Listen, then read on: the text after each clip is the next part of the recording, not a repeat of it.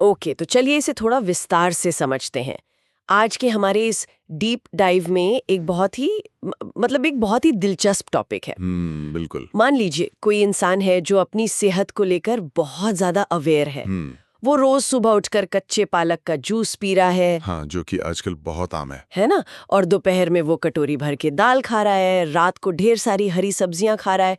मतलब कागज पर देखा जाए तो लगेगा कि भाई इसके शरीर में तो आयरन की कोई कमी हो ही नहीं सकती। सही बात है, बिल्कुल नहीं होनी चाहिए। लेकिन जब वही इंसान अपना ब्लड टेस्ट करवाता है तो पता चलता है कि वो गंभीर रूप से अनीमिया का शिकार है। मतलब खून की कमी है उसे। तो ऐसा कैसे हो सकता है? शरीर उस सारे आयरन को ले क्यों नहीं पा रहा है? ये एक बहुत ही हैरान करने वाली लेकिन बहुत ही आम स्थिति है। पोषण की दुनिया में अक्सर हम ये सोचते हैं कि जो खाना हमने अपनी थाली में रखा है वो सीधा हमारे शरीर का हिस्सा बन जाएगा। लेकिन असल में ऐसा नहीं होता। ये वास्तविकता से बहुत दूर है। और शाकाहारी खाने से मिलने वाले आयरन के मामले में तो ये बहुत बहुत ज्यादा उलझी हुई है। और आज का जो हमारा ये विस्तृत विश्लेषण है, उसका मुख्य लक्ष्य भी यही है। हमारे पास जो स्रोत सामग्री है, उसमें एक बहुत ही कमाल की रिसर्च है। हाँ, वो बहुत ही विस्तृत है। बिल्कुल। और ये रिसर्च सिर्फ इस बात पर फोकस नहीं करती कि शाकाहारी भोजन से आयरन का अवशोषण, मतलब उसका पचना कैसे बढ़ाया जाए, बल्कि सबसे दिलचस्प बात यह है कि ये आधुनिक विज्ञान और हमारे प्राचीन आयुर्वेद दोनों के दृष्टिकोण की तुलना करती है। जो कि बहुत कम देखने को मिलता है। सही कहा। तो हमारा जो लक्ष्य है आज, वो सुनने वालों को ये समझाना है कि पर्याप्त आयरन पाना इस बात पर निर्भर नहीं करता कि आप क्या खा रहे हैं, बल्कि इस बात पर करता है कि शरीर उसे कैसे ग्रहण कर रहा है। बिल्कुल। और अगर हम विज्ञान और आयुर्वेद दोनों की बात करें तो दोनों इस बात पर पूरी तरह सहमत हैं कि अक्सर शाकाहारी लोगों को आयरन की कमी का सामना करना पड़ता है। ऐसा क्यों? इसका सबसे बड़ा कारण यह है कि जो पौधों से हमें आयरन मिलता है ना, जिसे हम विज्ञान की भाषा में नॉन हीम आयरन कहते हैं, ओके। उसकी संरचना बहुत जिद्दी होती है। मतलब वो मांस से मिलने वाले आयरन की तरह आसानी से हमारे खून में नहीं घुलता।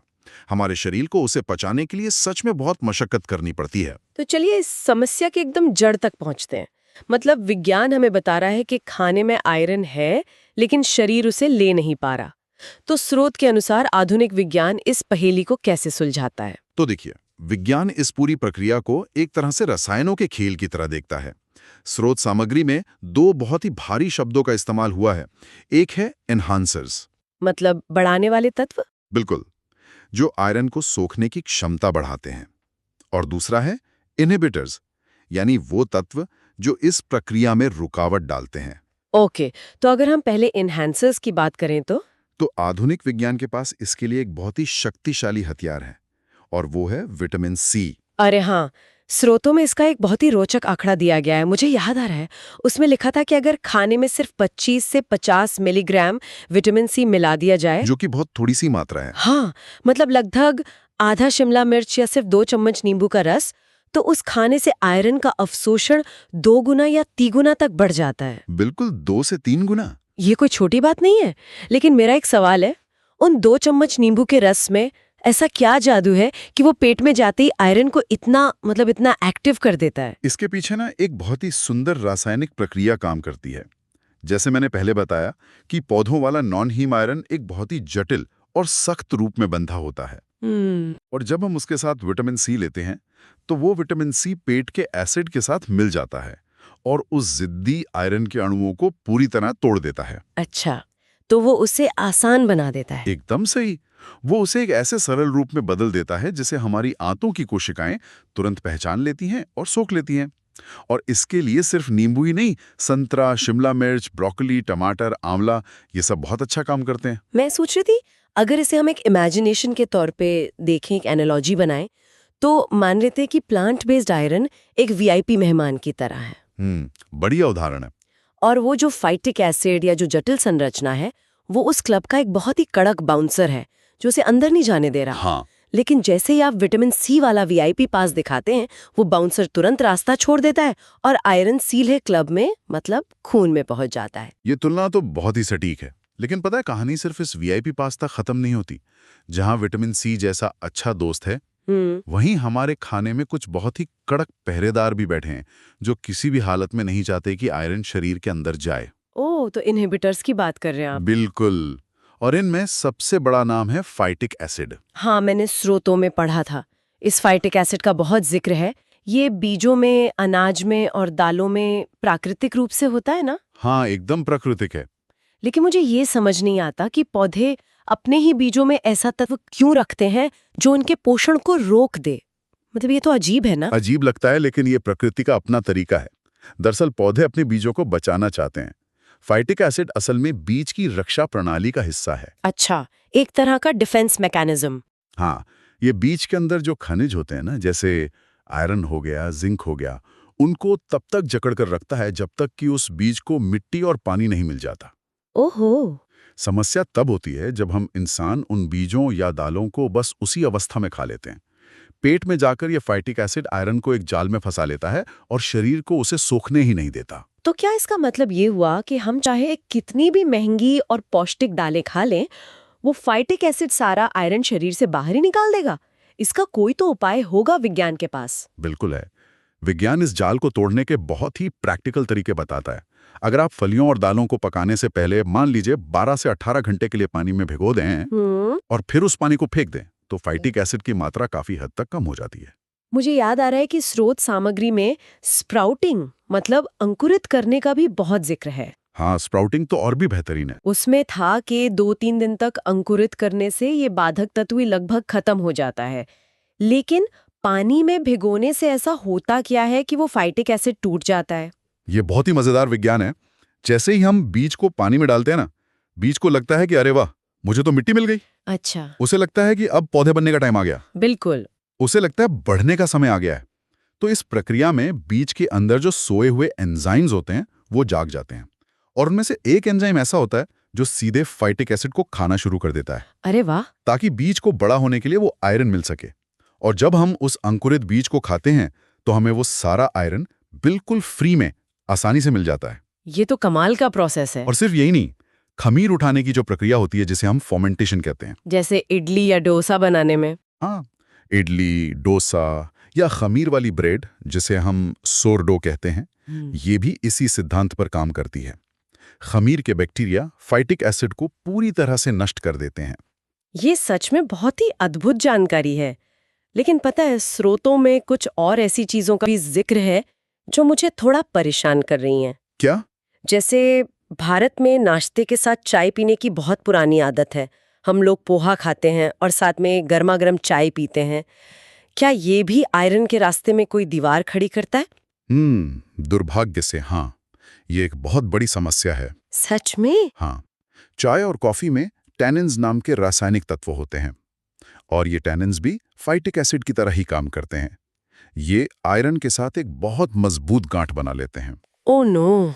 अगर कोई इंसान आयरन से भरपूर खाना खा रहा है और साथ में चाय पी रहा है, तो स्रोत के अनुसार वो चाय उस खाने के लगभग 80% आयरन को पूरी तरह से नष्ट कर सकती है। रुको रुको, मतलब जिस पोहे में हमने आयरन के लिए मूंगफली डाली, ऊपर से नींबू भी निचोड़ा, उस एक कप चाय ने उस पूरी मेहनत पर पानी फेर दिया। हाँ, बिल्कुल ऐसे ही है। ये तो बहुत ही चौंकाने वाला है।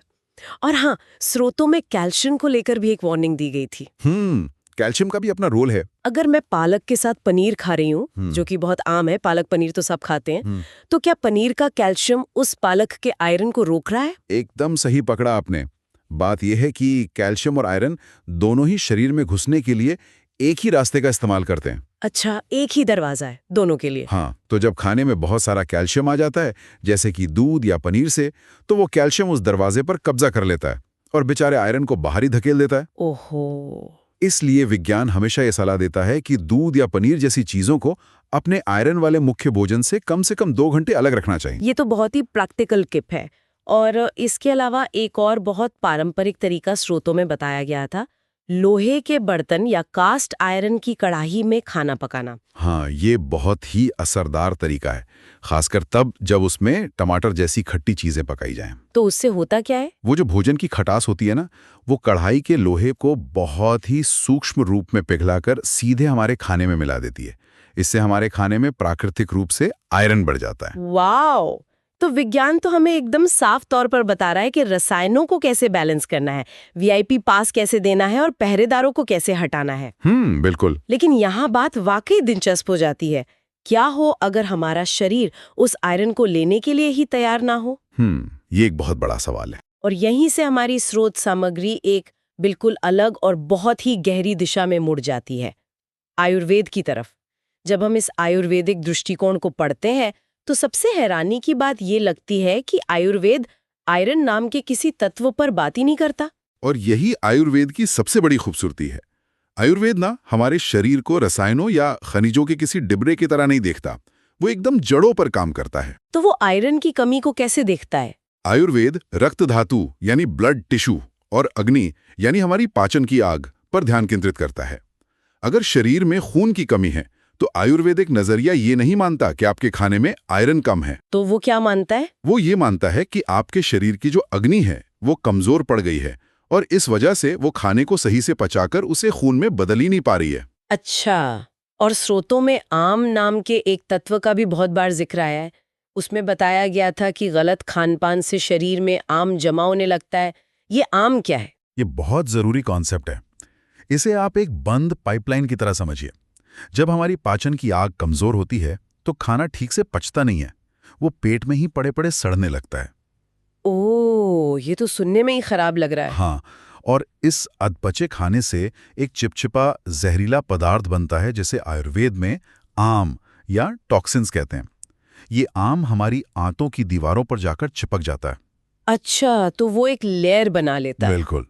अब आप जरा सोचिए, अगर आंतों पर इस कचरे की मोटी परत जमी हुई है तो इंसान चाहे कितना भी आयरन खा ले, वो उस परत को पार करके खून तक कैसे पहुंचेगा? अरे बाप रे! तो इसका सीधा सा मतलब ये हुआ कि आयुर्वेद में किसी को सिर्फ आयरन की गोली देने का तो कोई लॉजिक ही नहीं है। बिल्कुल कोई लॉजिक नहीं है। क्योंकि अगर पेट में वो आम जमा है तो वो महंगी गोली भी उसी कचरे में जाकर मिल जाएगी। क्या आयुर्वेद मूल रूप से ये कह रहा है कि अगर हम शरीर के मुख्य इंजन मतलब हमारे पाचन तंत्र को ही साफ कर दें और उसे तेज कर दें तो खाने में मौजूद थोड़ा सा आयरन भी शरीर पूरी तरह से सोख लेगा? 100%। यही आयुर्वेद का सबसे मूल सिद्धांत है। अगर आपका इंजन ठीक होगा तो ईंधन की एक एक बूंद इस्तेमाल होगी। बहुत सही बात है। इसीलिए आयुर्वेद में सीधा पोषण देने के बजाय खाना खाने से पहले उस अग्नि को प्रज्वलित करने पर जोर दिया जाता है।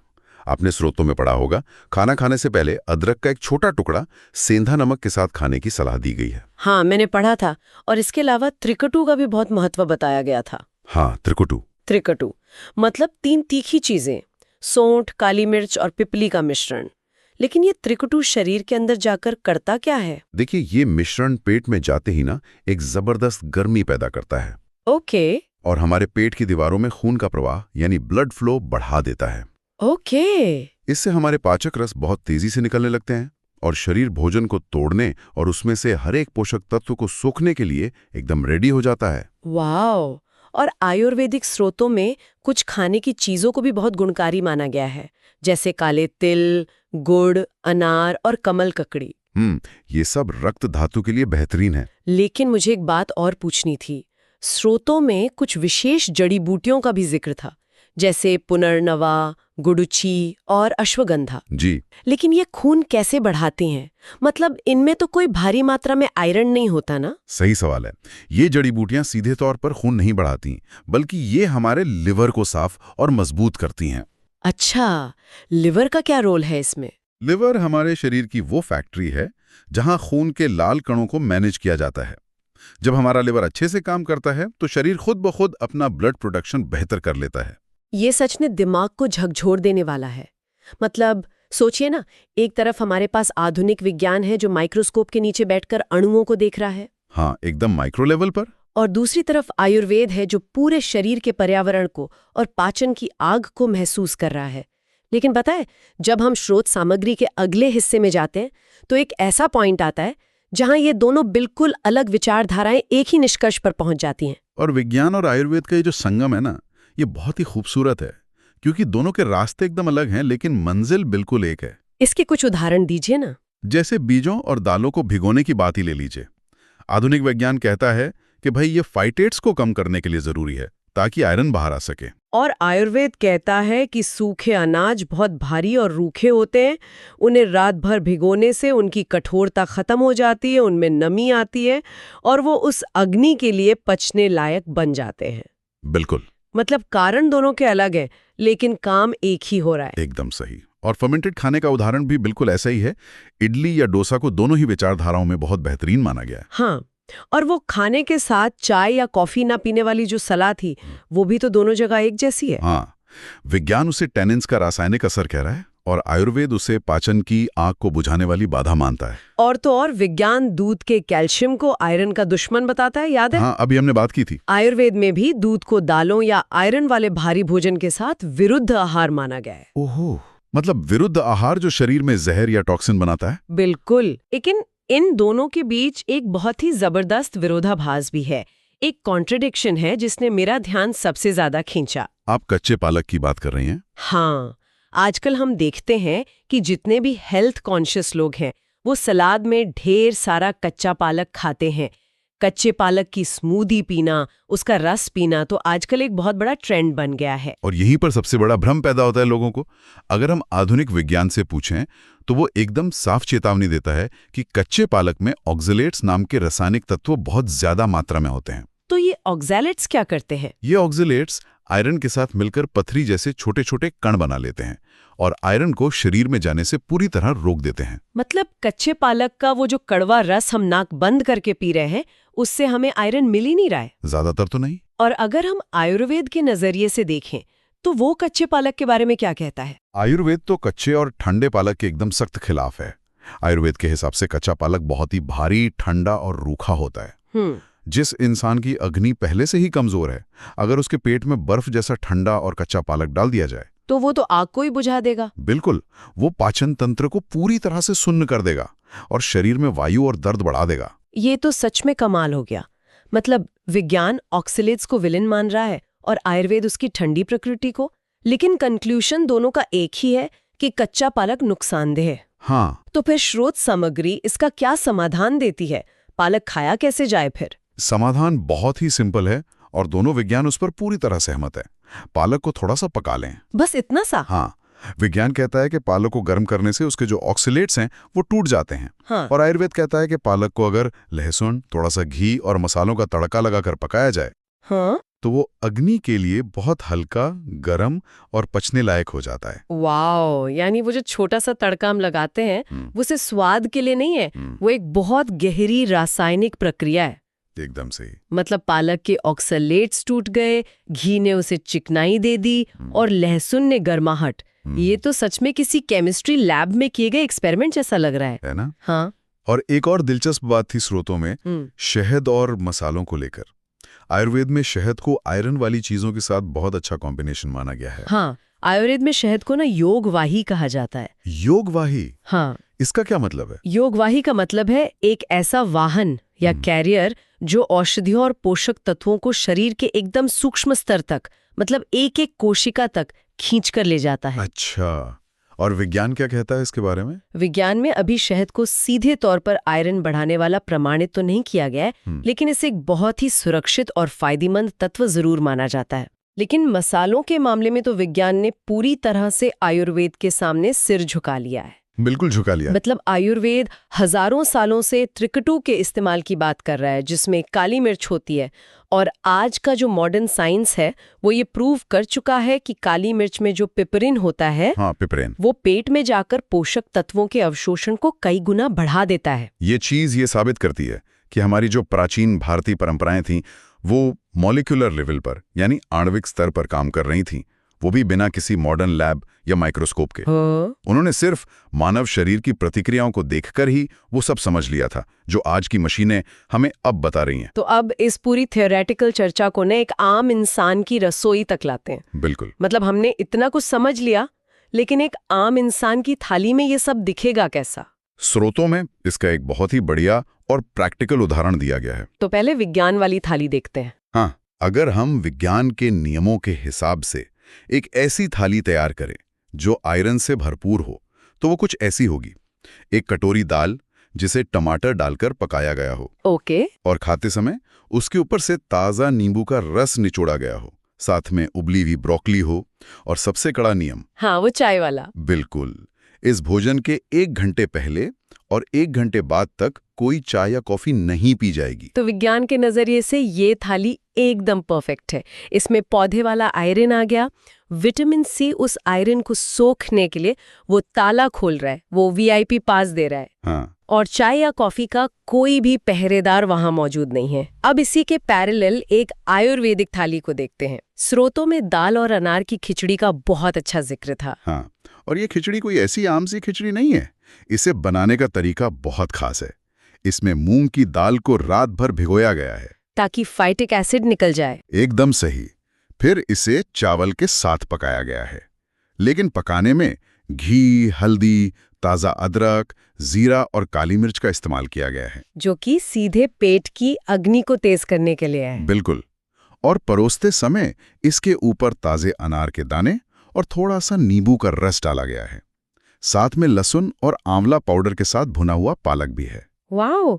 अगर हम इस आयुर्वेदिक थाली को ध्यान से एनालाइज करें ना, तो इसमें विज्ञान के सारे नियम अपने आप ही लागू हो रहे हैं। हाँ, सारे के सारे। मतलब दाल को भिगोने से फाइटिक एसिड खत्म हो गया, हल्दी, अदरक और काली मिर्च में जो पिपरीन है उसने आंतों की सूखने की क्षमता को बढ़ा दिया। और ऊपर से वो जो नींबू का रस, अनार और आंवला पाउडर डाला गया है, हाँ, वो सब विटामिन सी का एक जबरदस्त भंडार है, जो उस सारे आयरन को तुरंत खून में भेजने के लिए एकदम तैयार खड़े हैं।